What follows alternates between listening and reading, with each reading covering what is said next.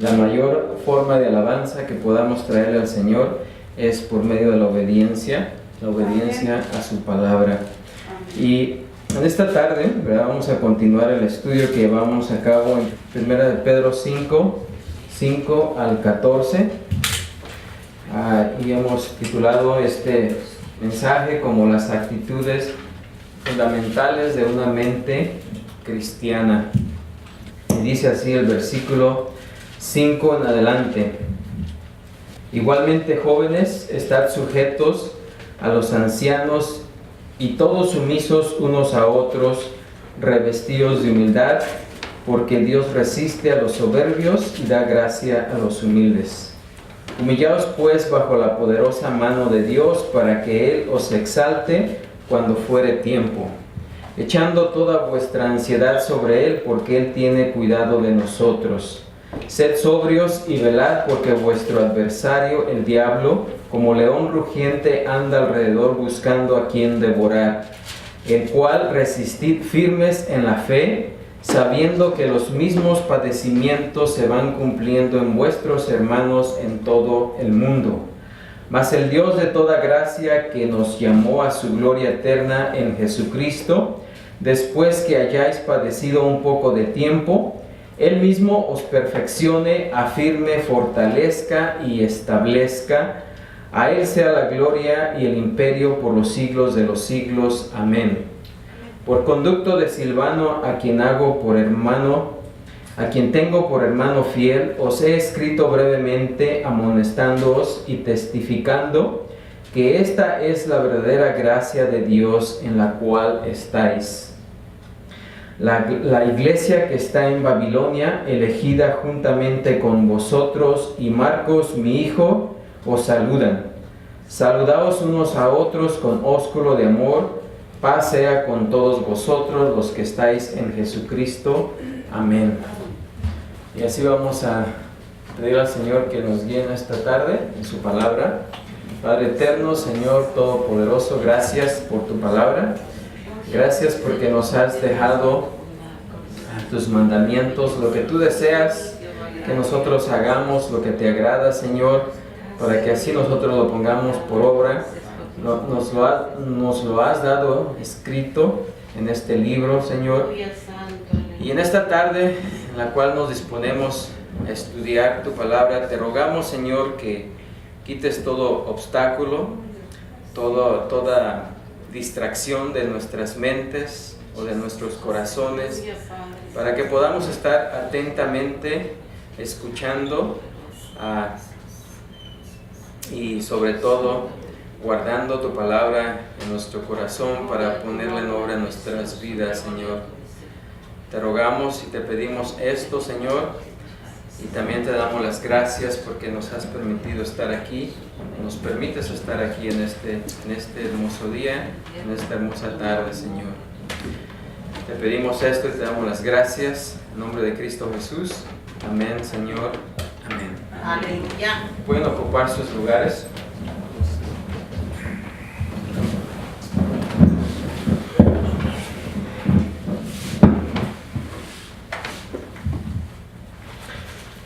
Bueno, pues vamos a continuar en este estudio, siguiendo, ¿verdad?, viendo las actitudes que debemos de cultivar continuamente como hijos de Dios. Sabemos que conforme pensemos, así mismo vamos a actuar. Así que las actitudes juegan un papel muy importante en nuestra mente, porque pues son las que nos van a permitir ver las cosas como son, ¿verdad? Y claro, si esas actitudes están relacionadas, están juntamente con la voluntad de Dios, pues vamos a ver las cosas desde la perspectiva de Dios, no desde nuestra perspectiva. Y si vemos las cosas desde la perspectiva de Dios, pues vamos a actuar conforme a su voluntad. Hemos estado viendo algunas de ellas. La primera actitud que que empezamos a ver en este pasaje, en el versículo 5, la primera parte del versículo 5, pues es la sumisión. Y la sumisión pues es para todos aquellos que se encuentran en el cuerpo de Cristo, ya que aunque el apóstol Pedro se dirige aquí a los jóvenes, pues aplica para todos. En este pasaje, sabiendo Pedro y ya había hablado anteriormente acerca de la sumisión, tanto para las casadas, ¿verdad?, tanto para los hombres, tanto para la iglesia hacia sus pastores, pues aquí se dirige a los jóvenes, pero en sí la sumisión es para todos, ¿verdad? Y es una actitud que debemos cultivar, ¿sí? Porque nos va a ayudar a crecer, nos va a ayudar en nuestro crecimiento. La sumisión nos puede, si no nos sometemos, si nos creemos mayores que los demás, no vamos a poder someternos a los demás, ¿verdad? Así es de que es una actitud que debemos de cultivar continuamente. Y puesto que ya la vimos, simplemente un breve repaso. La segunda actitud que debemos de cultivar continuamente es la humildad. Y la humildad va vinculada con la sumisión. Si nos sometemos a los demás, vamos a tener esa predisposición de servir. Y humildad dijimos que es precisamente el servir. El apóstol Pedro aquí en la segunda parte del versículo 5 y versículo 6 nos dice: y todos sumisos unos a otros, revestidos de humildad. Gracias. Y cuando dice revestidos de humildad, dijimos que la ilustración es ponerse un delantal, ¿sí? Una persona que se pone un delantal se lo pone para no ensuciarse, ¿verdad?, su ropa, pero a la vez es porque se va a poner a trabajar, se va a poner a servir. Y esa es la actitud de la humildad, que nos pongamos ese delantal para servir a los demás. Si no cultivamos esa actitud, no vamos a estar dispuestos a servir. Y aquí a la iglesia venimos a servir a los demás. Dios nos ha dado ciertos dones, precisamente, esos dones no son para nosotros, sino es para ponerlos al servicio de los demás. Amén. La actitud que debemos de venir aquí no es quién me va a ayudar, quién me va a servir, sino a quién voy a servir, a quién voy a ayudar. Así es de que cultivando la actitud de ayudar, la actitud de humildad, vamos a estar dispuestos a servir, ¿sí? Así que esa actitud es muy importante en nuestro caminar y va juntamente con la sumisión. La tercera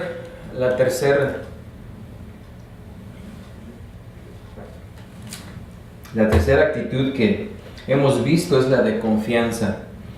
Aquí Pedro en el versículo 7 dice: echando toda vuestra ansiedad sobre Él, porque Él tiene cuidado de nosotros. Esa es la actitud.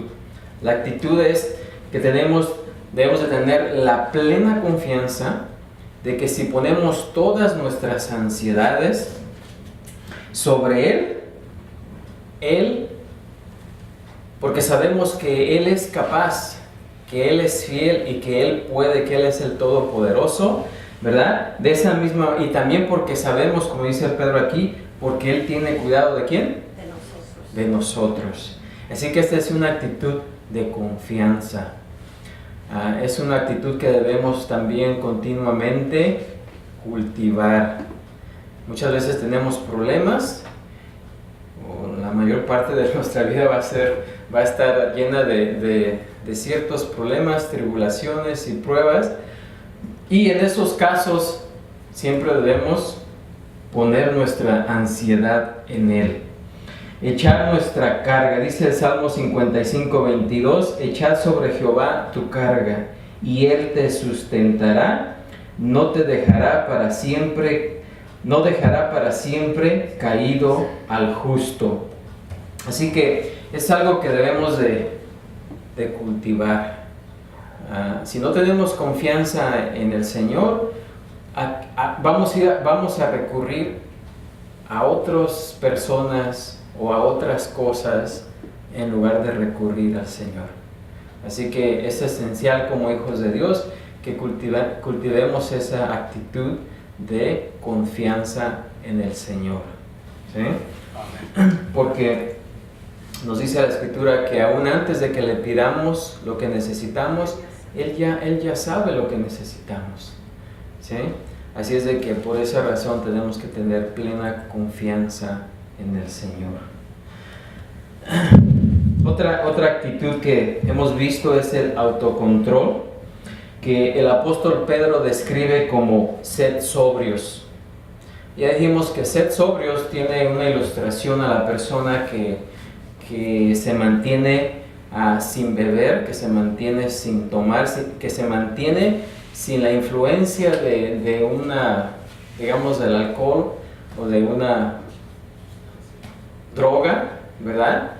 Y aplicada a nosotros de esa manera sería que nos mantuviéramos o que nos mantengamos alejados del mundo, ¿verdad? De las cosas pecaminosas del mundo, que no nos emborrachemos con las cosas pecaminosas que este mundo ofrece, que nos apartemos, así como una persona que está acostumbrada a tomar se mantiene sobria. Así nosotros, el apóstol Pedro dice, sed sobrios, tengamos ese control o autocontrol de mantenernos alejados de esas cosas en las cuales nos podemos embriagar. No solamente nos podemos embriagar en alcohol o en drogas, sino aún en las cosas pecaminosas del mundo. Amén. Amén. Así que por eso Pedro dice, sed sobrios, sed sobrios. Tener autocontrol, ¿verdad? Mantenernos fuera de la intoxicación de este mundo. Otra actitud que ya hemos visto es la de estar vigilante, mantener una actitud de vigilancia. Nos dice el apóstol Pedro en el versículo 8, dice, y velad. ¿Por qué motivo? Bueno, Pedro nos da el motivo aquí, dice, porque vuestro adversario, el diablo, como león rugiente, anda alrededor buscando a quien devorar. Amén.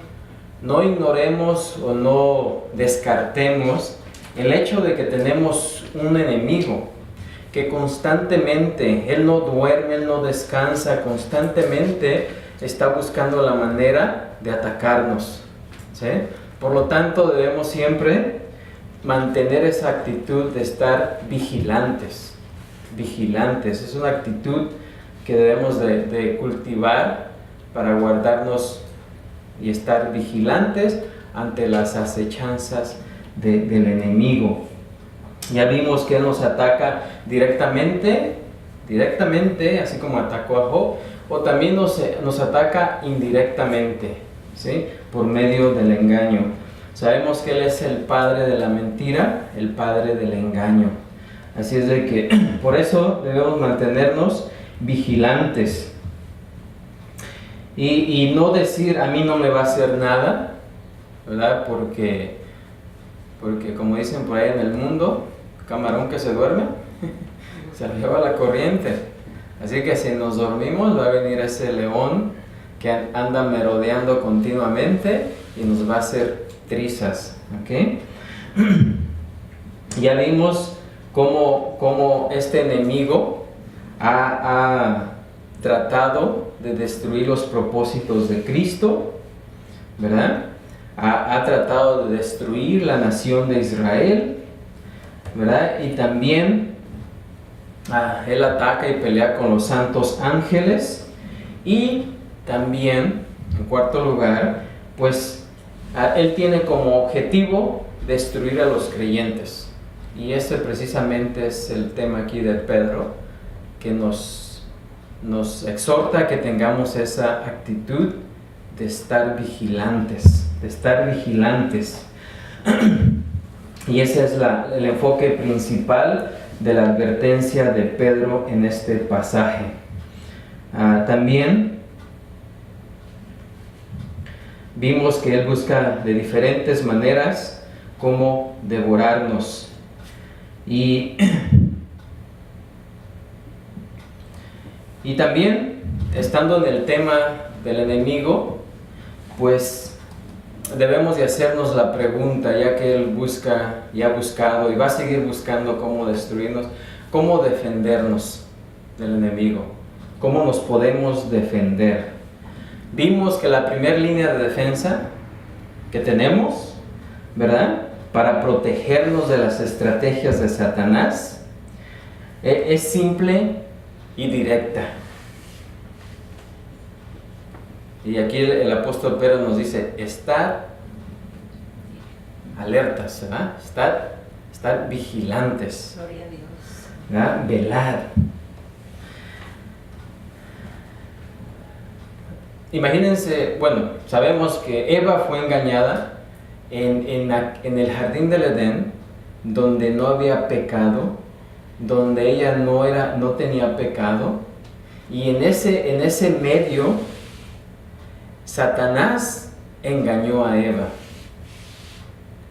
Si en ese medio Satanás engañó a Eva, imagínense ahora viviendo en este mundo pecaminoso, cuánto más fácil es engañar a nosotros o engañarnos a nosotros. Si él pudo engañar a Eva estando en un lugar perfecto, sin pecado, imagínense todos los medios, las oportunidades, todo lo que Satanás tiene a su disposición para engañarnos, ¿verdad? De ahí, ¿verdad?, que debemos de cultivar esa actitud de estar velando. Así que la primera defensa es velar, saber que tenemos un adversario, que tenemos un enemigo, ¿verdad? Aquí Pedro lo describe como un adversario, ¿sí? Es no ignorar que ese adversario está ahí, que ese enemigo está ahí, ¿sí? Porque hay quienes pueden ignorar su existencia, o pueden ignorar, ¿verdad?, o hacer a un lado que el enemigo está ahí. Y de esa manera, pues, podemos ser, si hacemos eso, vamos a ser presa fácil del enemigo. Así que, y también, ¿verdad?, la exhortación que nos da aquí Pedro es de que tengamos una actitud de vigilancia. Contrario a lo que muchos enseñan o algunos enseñan, ¿verdad?, Pedro no nos dice que debemos de aquí andar persiguiendo al enemigo, que debemos de andarlo buscando para atarlo, ¿sí? Ese no es algo que la Escritura nos enseña, algo que nos dice, ¿verdad? Además, pues no sabemos si Satanás está aquí, ¿verdad? Porque él no es omnipresente.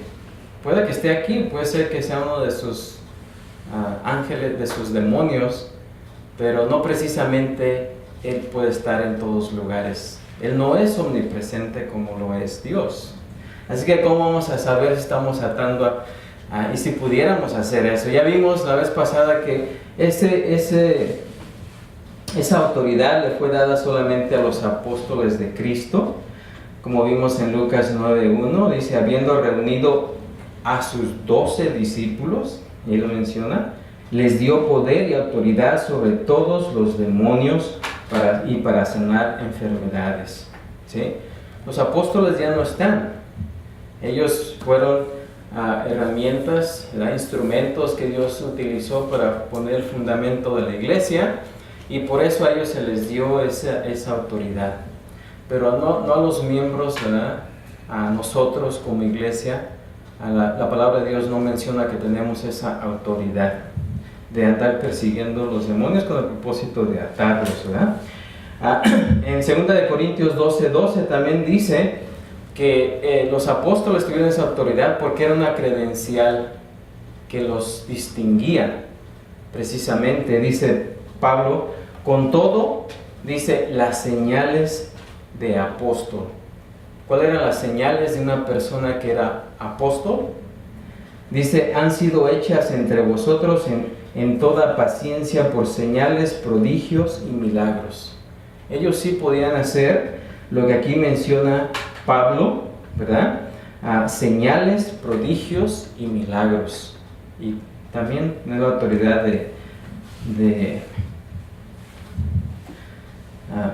sobre los demonios, ¿verdad? También en Hechos 19:15 dice, pero respondiendo el espíritu malo dijo, a Jesús conozco y sé quién es Pablo, pero vosotros, ¿quiénes sois? ¿Sí? Y esto es de algunos que quisieron perseguir a Satanás, a sus demonios, y lo que se encontraron fue que fueron perseguidos ellos, ¿verdad? Así es de que la Escritura no nos menciona que debemos de andar haciendo eso, ¿sí?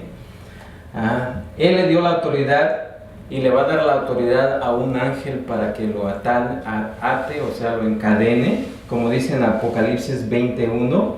Vi a un ángel que descendía del cielo con la llave del abismo y una gran cadena en la mano, y prendió al dragón, la serpiente antigua que es el diablo y Satanás, y lo ató por 1000 años, y lo arrojó al abismo y lo encerró, y puso su sello sobre él para que no engañase más a las naciones hasta que fuesen cumplidos 1000 años, y después de esto debe ser desatado un poco de tiempo. Así que ahí sí vemos a un ángel, pero nosotros no tenemos esa autoridad ni ese poder para hacer eso con el enemigo. Pero la Escritura sí nos menciona cómo, ¿sí? Y esto es a través, no andando persiguiendo al enemigo ni a sus demonios, ¿verdad? Pero sí nos dice que a través de creer la verdad, ¿sí? A través de creer la verdad y por medio de la oración, ¿verdad? Podemos ser victoriosos, o podemos más bien resistir las acechanzas del enemigo.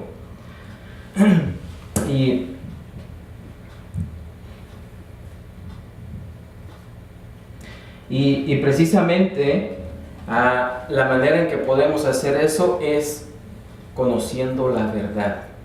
El enemigo es el padre de la mentira, los demonios son mentirosos, ¿verdad? Y la única forma de contraatacarlos es con la verdad, conociendo la doctrina sana. Juan menciona los grados, ¿verdad? Dice allá en 1 Juan 2:12, os escribo a vosotros, hijitos, porque vuestros pecados han sido perdonados por su nombre. Una persona recién nacida en el Evangelio solamente sabe que sus pecados han sido perdonados, pero no sabe cómo defenderse del enemigo. Pero cuando habla hacia los jóvenes, dice, os escribo a vosotros jóvenes, porque habéis vencido al maligno, ¿sí? Un joven es aquel que ya conoce doctrina, la doctrina sana, ¿verdad? Porque también si tiene una doctrina errada, pues va a ser engañado. Pero si conoce la doctrina sana, se va a poder defender del enemigo. Así es de que podemos vencer al enemigo, o resistir más bien al enemigo, conociendo la verdad. Conociendo la verdad. Dice la Escritura claramente, también dice en Proverbios 1:10, hijo mío, si los pecadores te quisieren engañar, no consientas. ¿Sí? ¿Cómo nos ataca Satanás? Por medio del engaño.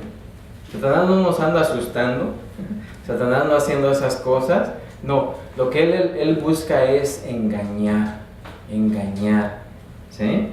Proverbios 4:14 y 15 dice, no entres por la vereda de los impíos, ni vayas por el camino de los malos. Dice, déjala, no pases por ella, apártate de ella, pasa, ¿verdad? Así es de que mantenernos alejados de los engaños. Primera de Corintios 10:14 dice, por tanto, amados míos, huid de la idolatría. ¿Sí? La idolatría. Y la idolatría no solamente es postrarnos delante de un objeto o de algo, ¿verdad? Sino también pensar que Dios es de cierta manera, que tiene ciertos atributos, que es que nos hayamos creado un Dios a nuestra manera. Eso también es idolatría. Por eso la manera de contrarrestar eso es sabiendo qué es lo que la Escritura nos dice acerca de Dios. ¿Sí? Un ejemplo que en vez les doy a las personas es, muchas personas dicen, ¿verdad?, que Dios es amor. Y voy a decir como, se cuelgan mucho solamente de ese atributo. Y es verdad, Dios es amor, es amor. Pero se olvidan que también es fuego consumidor. Es más, esas personas se han creado ese Dios de amor que no aceptan que un Dios amoroso destruya a alguien en el infierno por la eternidad. Dicen, ese Dios no es el que yo creo. No creo que ese es el Dios que la palabra de Dios hable, porque el Dios que yo conozco es un Dios de amor, incapaz de hacer eso. ¿Ven? Eso es idolatría.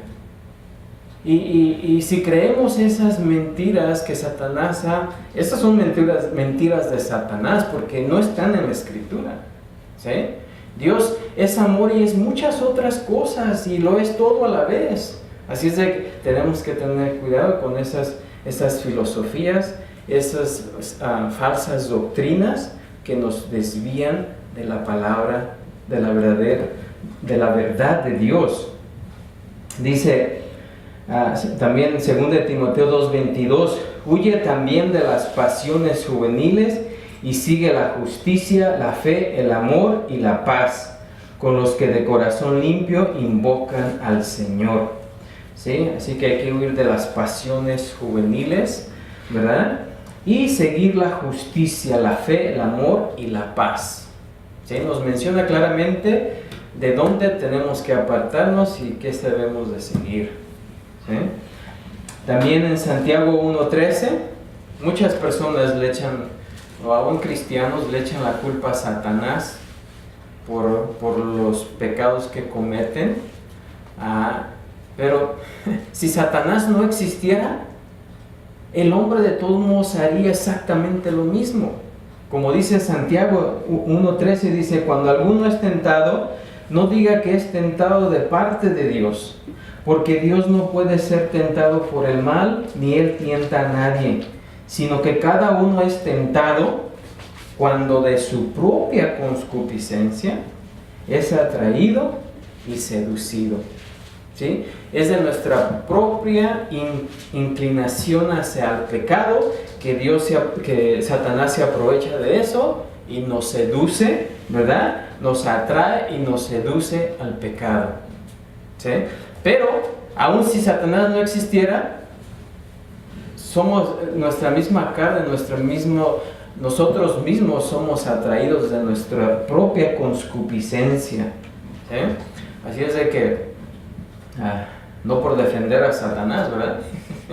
Pero creo que muchas veces lo culpan de muchas cosas que él no ha hecho, ¿verdad? Y eso también quita responsabilidad. Cuando le echamos la culpa al enemigo, a Satanás y sus demonios, hace que esa responsabilidad que tenemos como cristianos, como hijos de Dios, de apartarnos del pecado, ¿verdad?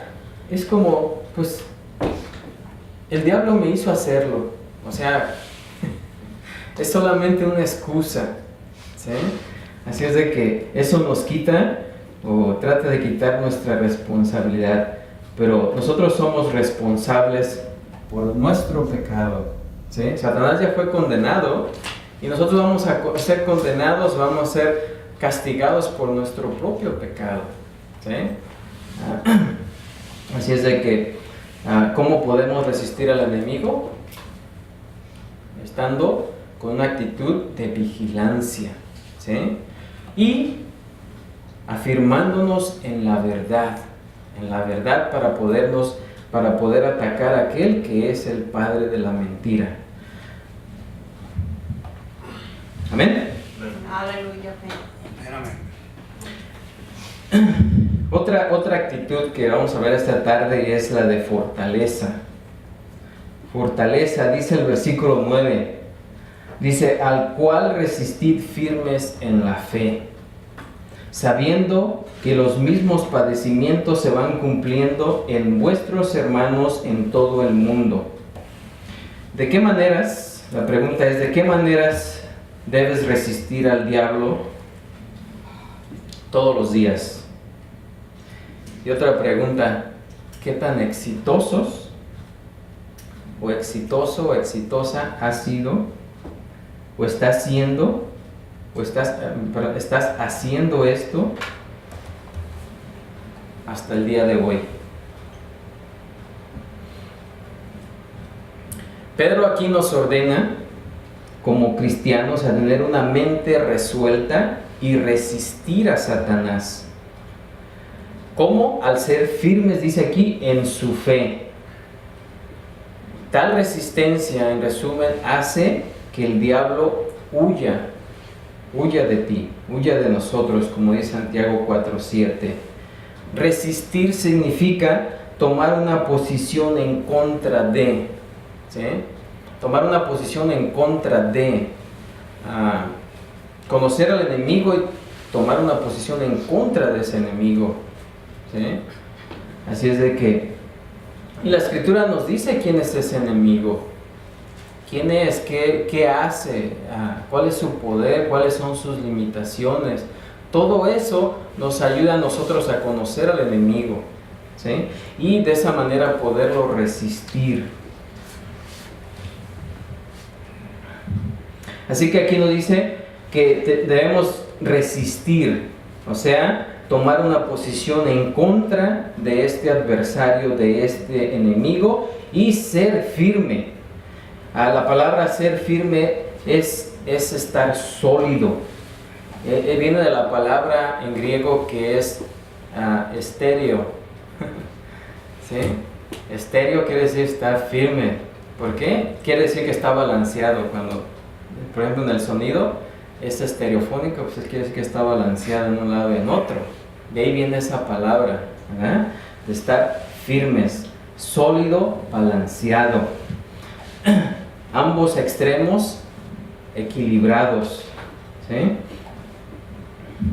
Y nos dice estar firmes ¿en qué?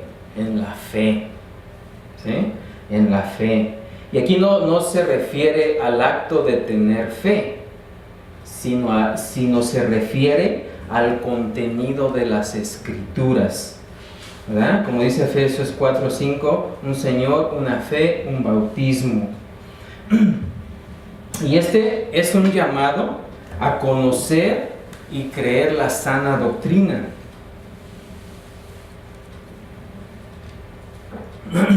Cuando Pedro dice aquí que resistir y estar firme en la fe, es un llamado a conocer y creer la sana doctrina y discernir a discernir para que sepamos, ¿verdad?, distinguir la verdad del error y estar dispuestos a defender la verdad y a exponer el error, ¿sí? Ese es el llamado de Pedro cuando nos dice que debemos de resistir y estar firmes en la fe. Y un pasaje que ilustra esto muy apropiado es Judas 3. Dice: amados, por la gran solicitud que tenía de escribiros acerca de vuestra común salvación, me ha sido necesario escribiros exhortándoos que contendáis ardientemente, ¿sí? Y contender quiere decir enfrentar, pelear ardientemente por la fe que ha sido una vez dada a los santos, ¿sí? Por la fe que es el contenido de la Escritura que ha sido dada una vez a los santos. Es esa fe, una que nos dice aquí Judas, una vez dada, que es la revelación inscrita de Dios y constituye la fe sobre la cual los creyentes nos sostenemos sólidamente y de la cual y con la cual podemos resistir al enemigo constantemente. Esta posición fuerte es el resultado de la guía fiel también de los pastores, ¿verdad? Como dice Pablo en Efesios 4:11, dice, y él mismo constituyó a unos apóstoles, a otros profetas, a otros evangelistas, a otros pastores maestros, a fin de perfeccionar a los santos. ¿Para qué? Para la obra del ministerio, para la edificación del cuerpo de Cristo, hasta que todos lleguemos a la unidad de la fe y del conocimiento del Hijo de Dios, a un varón perfecto, a la medida de la estatura de la plenitud de Cristo, para que ya no seamos niños fluctuantes, dice, llevados por doquiera de todo viento de doctrina, por estratagema de hombres que para engañar emplean con astucia las artimañas del error. ¿Sí? Satanás, su constante ataque hacia nosotros es engañar. Siempre busca la manera de engañar, porque es el padre de la mentira. ¿Sí? Así que por eso debemos estar vigilantes y por eso debemos de resistirlo con la verdad. No hay otro medio de resistir a Satanás que no sea con la verdad. Pregunta, bueno, ya di la respuesta, pero ¿qué busca realmente el diablo en tu vida? ¿Qué es lo que él busca en nuestras vidas? ¿Qué es lo que Satanás realmente busca en nuestras vidas? Para engañar. ¿Sí? Eso. Lo que él busca es engañarnos. De una o de otra manera, él siempre está intentando engañarnos. ¿Cómo lo hace? Por huecas filosofías, por falsas doctrinas, por todo eso que se encuentra en el mundo, ¿verdad? Que precisamente él es el príncipe de este siglo, ¿verdad? Y él administra este mundo y ha creado una infinidad de distracciones en este mundo para apartarnos de la verdad. ¿Amén? Y todo eso que él utiliza tiene el simple y único propósito de engañarnos.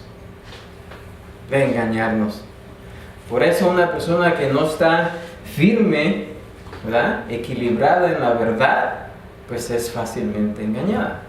Es presa fácil del enemigo. Así que, como Satanás es un mentiroso y un engañador, la única manera segura de enfrentarse a él es mediante la obediencia fiel a la verdad bíblica.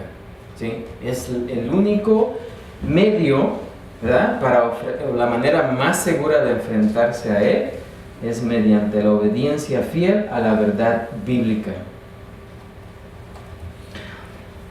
Pablo dice en 2 Corintios 10:3 al 5, dice: pues aunque andamos en la carne, no militamos según la carne, porque las armas de nuestra milicia no son carnales, sino poderosas en Dios para la destrucción de fortalezas, derribando argumentos y toda altivez que se levanta en contra de ¿qué?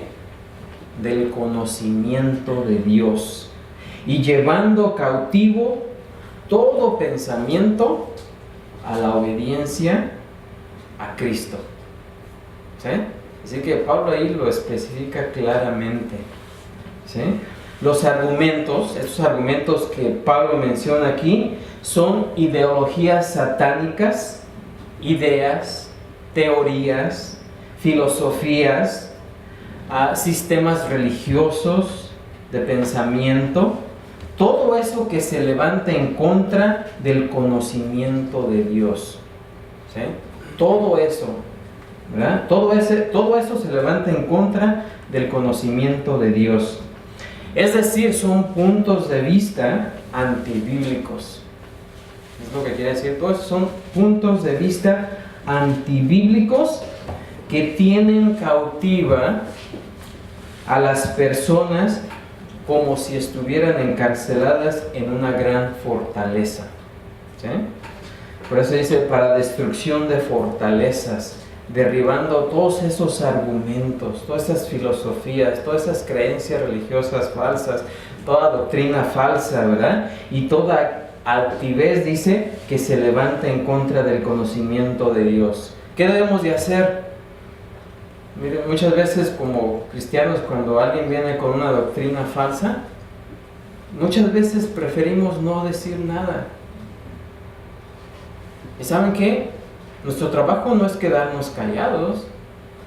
Nuestro trabajo es ayudar a esa persona a que vea la verdad, a que conozca la verdad y deje de pensar esas cosas, esas creencias, esas falsas doctrinas, y que conozca la verdad. Ese es nuestro trabajo. ¿Y saben qué? Miren, el enemigo a veces utiliza a los mismos cristianos, dice, no, pero es que debe de haber amor. Yo no me voy a poner a discutir con una persona, con un hermano que tiene esas creencias. Oh. Miren, si su hijo está haciendo algo mal, no hacen todo. Si verdaderamente aman a su hijo, no van y hacen algo al respecto. ¿Sí? Si quiere hacer algo malo, no se quedan cruzados de brazos y dicen, no, pues que sea la voluntad de Dios. Yo lo amo mucho, que si le digo algo a lo mejor lo puedo lastimar y se puede romper ese vínculo de amor. Y pues no, como hijos de Dios, como hermanos, debemos mantener la paz y el amor. No hay amor en la falsedad. ¿Sí? Ese no es el verdadero amor se encuentra solamente en la verdad. Y por eso es que debemos de contender ardientemente, ¿sí? Y ayudar a esos hermanos a salir del error, ¿sí? A salir del error. ¿Qué amoroso es dejarlos en el error? ¿Es amoroso eso? ¿Tiene algo de amoroso? No. Dejar a una persona que siga creyendo sus falsas doctrinas, sus falsas ideas. No. Amor es ayudarlo a que conozca la verdad, ¿sí? A mostrarle en la Escritura lo que es verdad acerca de lo que él está pensando, ¿verdad? Así que todos estos son argumentos, ¿verdad? Todos estos argumentos están dentro de todas estas ideologías, ideas, teorías, filosofías y sistemas de pensamiento, puntos de vista antibíblicos. Ahora, no podemos destruir esas ideas con ingenio humano, ¿sí? Y no debemos de usar nuestro ingenio humano. No se trata de convencer a la persona, porque ¿quién es el que convence? ¿Sí? Pero la palabra de Dios tiene poder, ¿sí? Debemos utilizarla, es la espada, ¿sí? Esa sí tiene poder. Nosotros no podemos convencer a nadie, pero la palabra de Dios sí puede convencer a una persona, ¿sí? Es el poder de Dios el que convence a la persona por medio del Espíritu de Dios, ¿sí? Y de esa manera, el poder de Dios, la palabra de Dios, la espada de Dios, puede llevar cautivo todo pensamiento a la obediencia a Cristo, ¿sí? De eso se trata, de llevar a esa persona a la obediencia a Cristo. Porque una persona no puede ser obediente si cree en falsa doctrina. Si sus ideas acerca de Dios están erradas, por muy impía, por muy piadosa que sea esa persona, está desobedeciendo a Dios. ¿Sí o no? Está desobedeciendo a Dios, aunque lo que está haciendo esta persona piadosamente está pensando que está haciendo las cosas bien, ¿sí? Pero nuestras opiniones no cuentan. Lo que cuenta es lo que dice Dios, que creamos lo que Dios dice, lo pongamos en práctica. Eso sí, nuestra opinión para nada sirve. Así es de que debemos de ayudar a esas personas, ¿verdad? Y nosotros debemos precisamente conocer la verdad. Porque si no la conocemos, ¿cómo podemos ayudar a otros? Es como un ciego guiando a otro ciego, ¿verdad? Otra pregunta. ¿Alguna vez has sentido o han sentido como que son los únicos que sufren los ataques de Satanás? ¿Alguna vez han estado en esa posición de dicen, creo que a mí es la única, creo que nomás a mí es que me ataca Satanás? ¿No? Sí. Y nos hacemos víctimas, ¿no? ¿Por qué a mí? ¿Por qué solamente a mí? Ahora, Pedro aquí nos dice, nos habla, ¿verdad? Cómo este pasaje también nos puede confortar cuando tengamos ese pensamiento, cuando tengamos esa actitud, ¿sí? Aquí Pedro concluye con esa palabra de seguridad, dice, para aquellos que perseveraron humilde, sumisa, atentamente y valientemente en medio de muchas persecuciones, sufrimientos y pruebas. Nos dice que no estamos solos, ¿sí? Dice, Pedro les recordó a aquellos y estaban pasando por pruebas tremendas, por persecuciones, estaban siendo apresados, tirados a las fieras, estaban siendo usados como antorchas, los prendían, ¿verdad? Así es de que, y tal vez ellos ahí decían, ¿por qué solamente a nosotros? ¿Por qué a mí? ¿No? Entonces, Pedro les recuerda que no están ellos solos. Dice que los mismos padecimientos se van cumpliendo en vuestros hermanos en todo el mundo. Los mismos padecimientos. Creyentes ¿qué quiere decir eso? Que creyentes en otros lugares podían fácilmente identificarse con ellos porque cada segmento, cada grupo, cada iglesia o cada comunidad cristiana ha experimenta y va a experimentar el ataque del enemigo. Amén. Hebreos 13:3 dice, acordaos de los presos como si estuvierais presos juntamente con ellos, y de los maltratados como que también vosotros mismos estáis en el cuerpo. Dios permite esta forma de prueba dolorosa.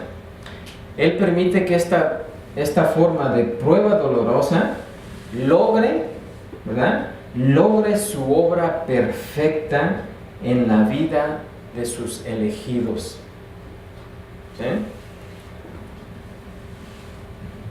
O sea que cuando el sufrimiento venga, no digamos de dónde vino esto, sino que ya de antemano debemos estar preparados, debemos de saber que si somos hijos de Dios, vamos a sufrir. Porque hay quienes enseñan que el cristiano no debe de sufrir, que debe de tener abundancia de todo, y eso es contrario a lo que enseña la Escritura. ¿Sí? Si algo dijo la promesa que Jesucristo dijo es, en este mundo, ¿qué? ¿Vas a tener qué? Tendréis aflicciones. ¿Sí? Aflicción. Así que de antemano ya debemos de estar consabidos de que vamos a sufrir de una u otra manera. ¿Que toda nuestra vida va a ser sufrimiento? Tampoco no, pero sí debemos de estar, cuando el sufrimiento venga, no debemos de estar ahí preguntándonos, ¿por qué a mí? No, porque el sufrimiento no es malo. El sufrimiento es bueno, nos fortalece, nos crea carácter. Sí, es lo que dice aquí, los mismos padecimientos se van cumpliendo en vuestros hermanos en todo el mundo. Así que Dios permite que esta forma de prueba dolorosa, ¿verdad?, logre su obra perfecta. O sea, tiene un propósito. El sufrimiento tiene un propósito en nuestra vida. Segunda de Corintios 1:6 dice, pero si somos atribulados, es para vuestra consolación y salvación. O si somos consolados, es para vuestra consolación y salvación, la cual se opera en el sufrir las mismas aflicciones que nosotros también padecemos. Y nuestra esperanza respecto a vosotros es firme, pues sabemos que así como sois compañeros en las aflicciones, también lo sois en la consolación. ¿Sí? ¿Cómo vamos a apreciar Dicen que para apreciar el amor tenemos que pasar o haber experimentado el odio, ¿sí? El rencor, todo eso, para poder realmente apreciar el amor. Para apreciar la felicidad tenemos que haber pasado por tiempos de sufrimiento, momentos de tristeza, para apreciar la felicidad, ¿sí? Así es de que si no pasamos por esas pruebas, ¿cómo vamos a apreciar lo que Dios nos va a dar en aquel día, ¿sí? Ahora tenemos que estar conscientes de que otros creyentes están siendo atacados, no nomás nosotros. No tengamos la actitud de que solamente yo, ¿por qué solamente a mí? ¿Por qué solamente me sucede a mí esto? No. Tenemos que tener en cuenta que otros creyentes también están siendo atacados y muchos están resistiendo fielmente al enemigo. ¿Por qué? Porque están firmes en su fe. Están firmes en su fe. Todo lo que hizo Satanás en contra de Job no logró que Job quebrantara su fe. ¿Sí? Así que Pedro nos dice aquí que no estamos solos en el mundo. Hay otros que sufren las mismas aflicciones que Satanás trae a nuestras vidas y se resisten siempre con la fidelidad a la palabra de Dios. Son fieles a la palabra de Dios. Por tanto, debemos dejar que su ejemplo nos conmueva, ¿verdad?, para resistir firmemente al diablo. Debemos usar ese ejemplo para que nos ayude a permanecer firmes en Cristo.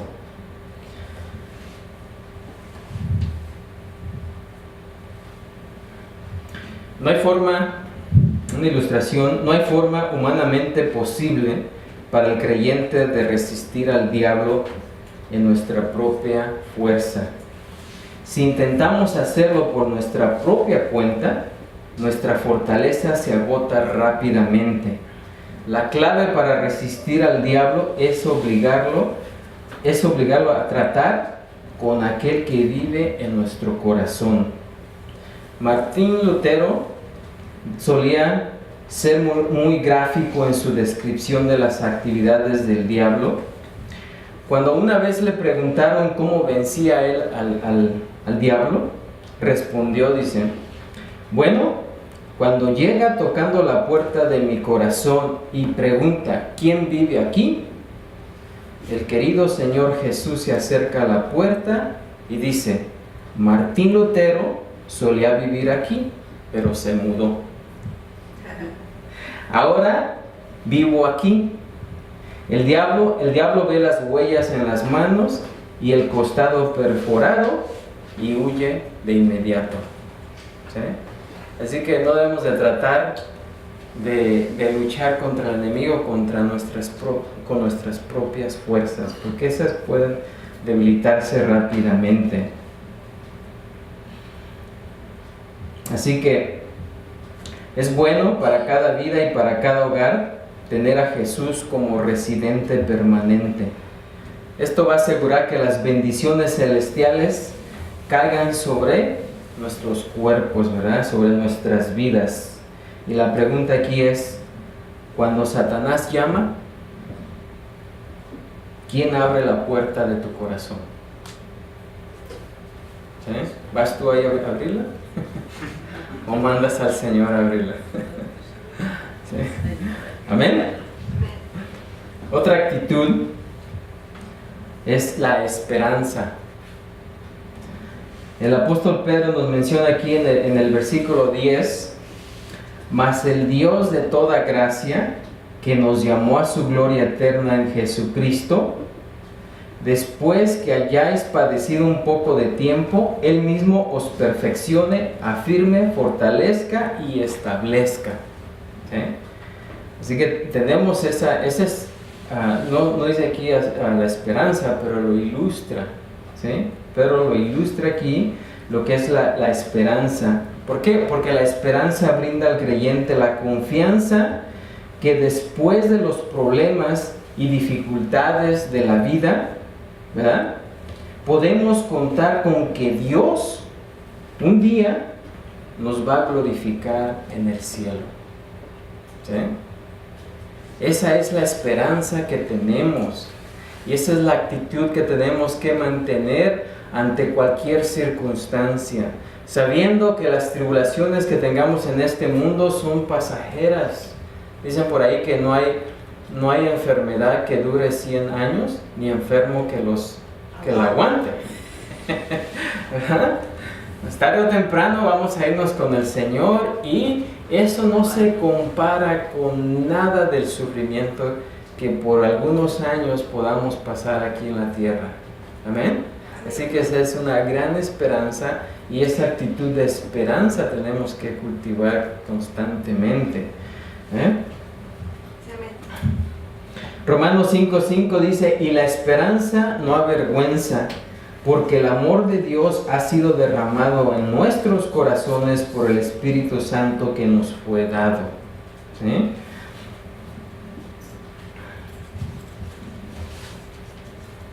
Así que si pasamos por esos pruebas, sufrimientos, tribulaciones, vamos a poder apreciar plenamente ese propósito futuro de Dios que tiene preparado para nosotros. ¿Sí?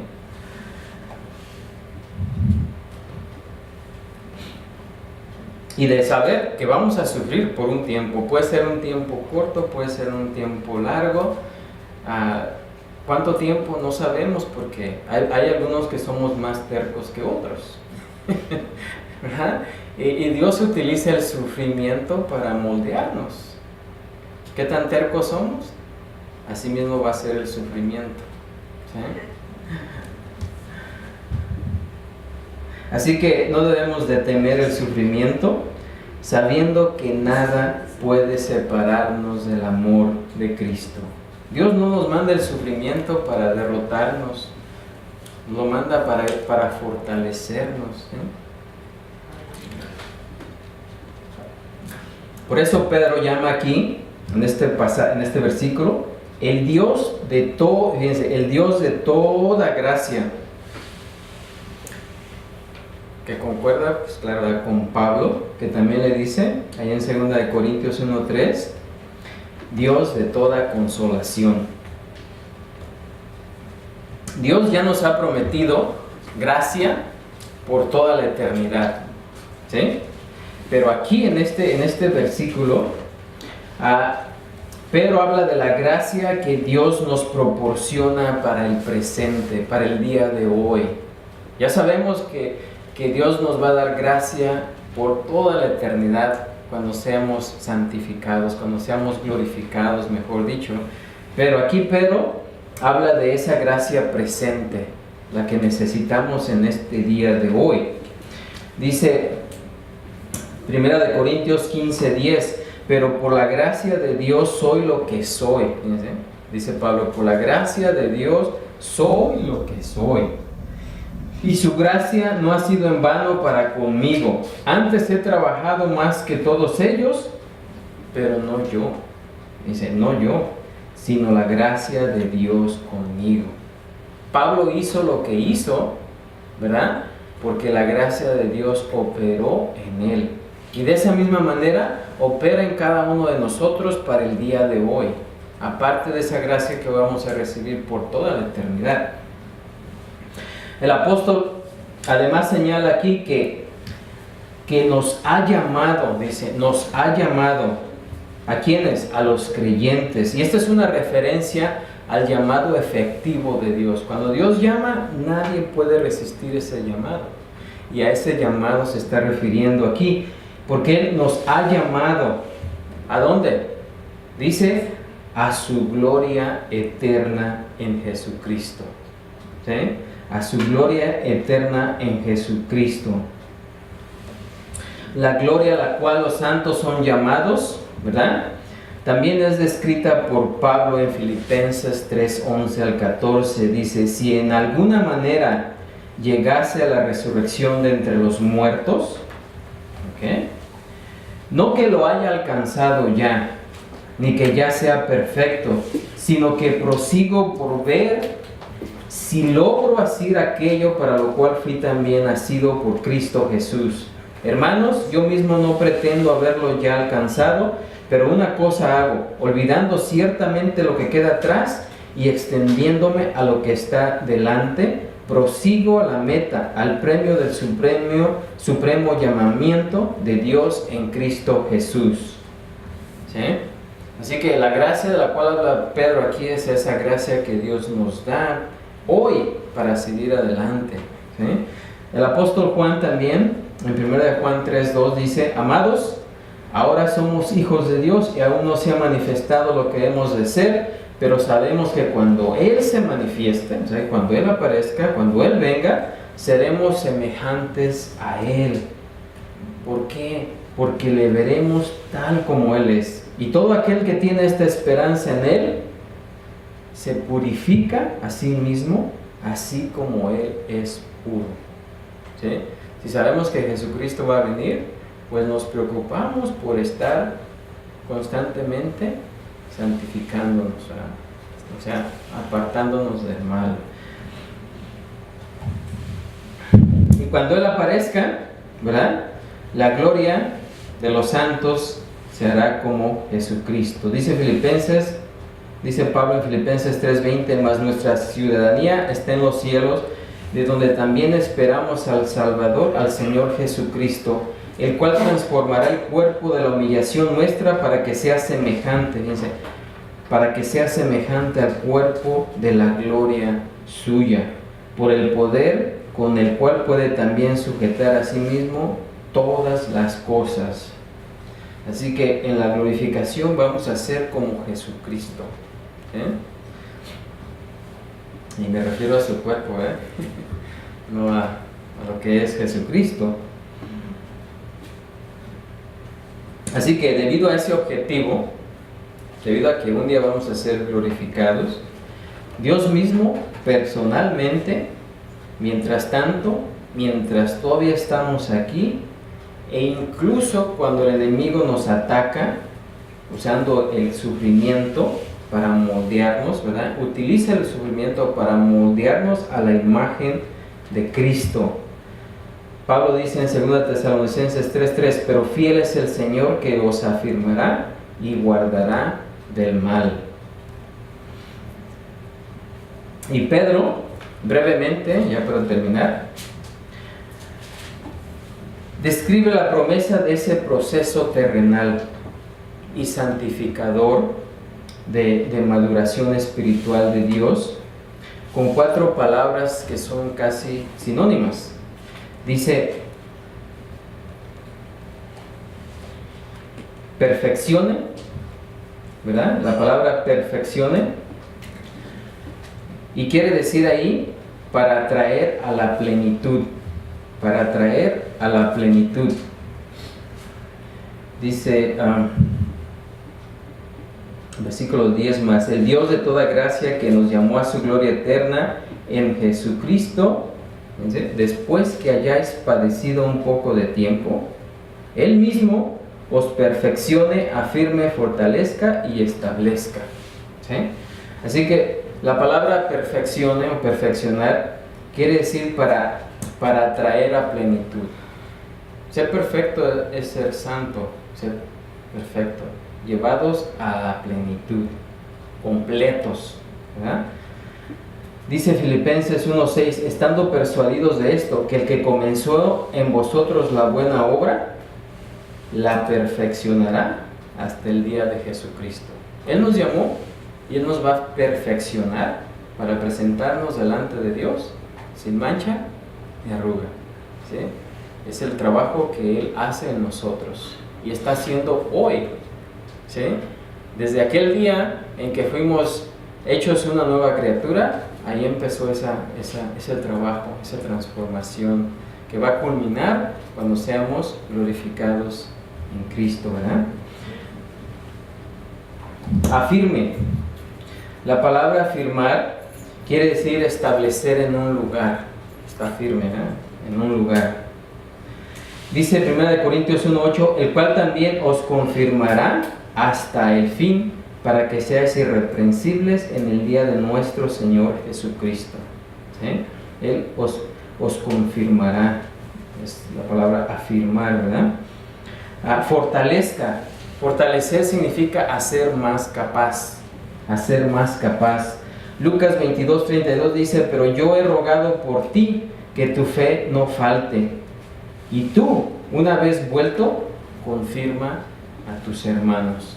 Y eso se lo dijo a Pedro, ¿no? Que dijo, Satanás me ha pedido darte una zarandeada y yo le he permitido, ¿verdad? Pero cuando pases eso, es lo que le dice,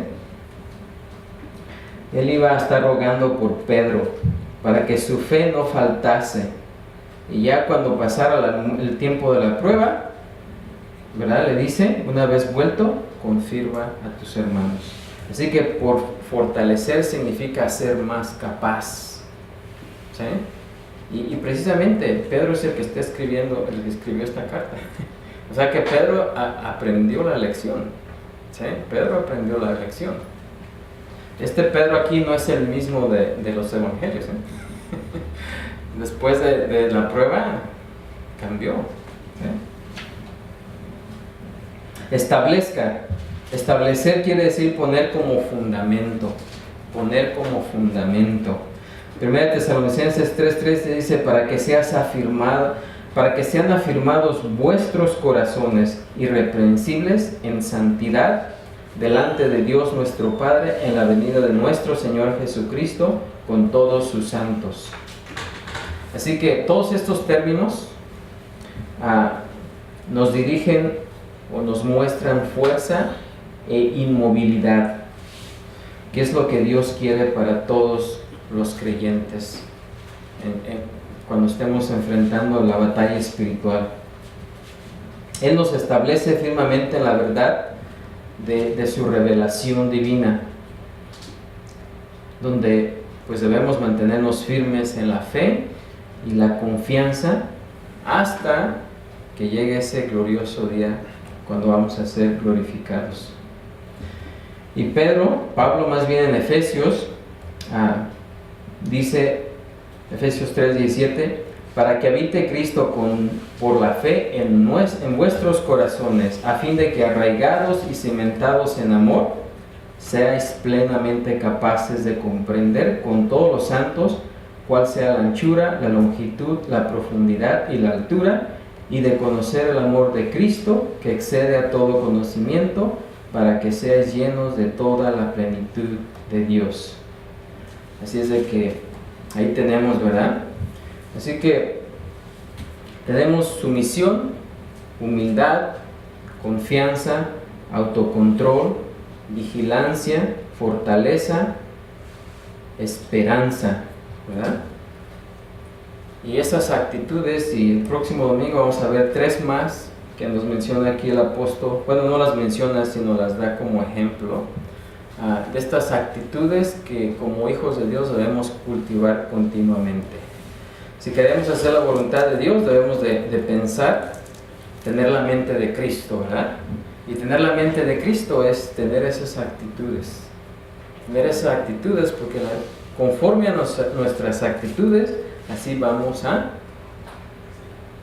comportarnos, ¿verdad? Así vamos a hacer. Amén. Así que ahí vamos a detener en esta tarde, vamos a ponernos de pie y ser despedidos. Padre Santo, Señor Todopoderoso, gracias te damos, Señor, porque tu palabra es verdad Tu palabra nos enseña exactamente lo que tenemos que hacer, Señor, cuando seamos atacados por ese adversario, por el diablo, Señor, que anda como león rugiente tratando de devorarnos, Señor. Tú nos has dado las armas. Ayúdanos, Señor, a utilizar tus armas, no las nuestras, Señor. Porque si usamos las nuestras, pues vamos a ser derrotados fácilmente. Pero si usamos las tuyas, vamos a resistir al enemigo y él va a huir de nosotros, Señor. Gracias, Señor, porque tú nos das esa clara explicación de qué hacer en los momentos de que somos atacados por el enemigo, Señor. Ayúdanos también a ayudar, Señor, a aquellos que han sido presa del enemigo, que han sido engañados y por lo tanto tienen un punto de vista errado conforme a tu verdad. Ayúdanos, Señor, a ser esa luz, ese instrumento que los traiga de vuelta al camino, Señor.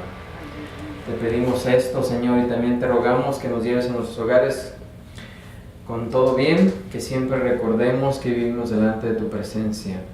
Te pedimos esto y te damos las gracias en nombre de Cristo Jesús. Amén, Señor. Amén. Y así todos juntos podemos decir: la gracia de nuestro Señor Jesucristo sea con todos nosotros. Amén. Dios los bendiga, hermanos y hermanas.